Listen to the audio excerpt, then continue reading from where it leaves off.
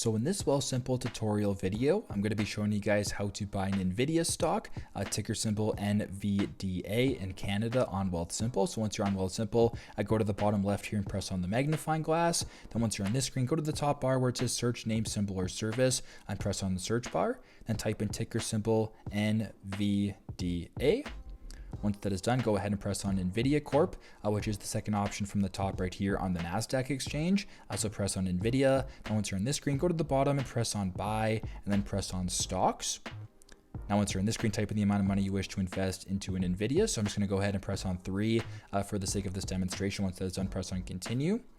Now, once you're in this screen, keep in mind you are buying this in US dollars. So this, of course, is just $3 US, which equates to about $4.07 Canadian. Once that is done, press on confirm at the bottom, and there you go. That is how you guys can buy an Nvidia stock, ticker symbol NVDA in Canada on Wealthsimple. And I hope this video helped.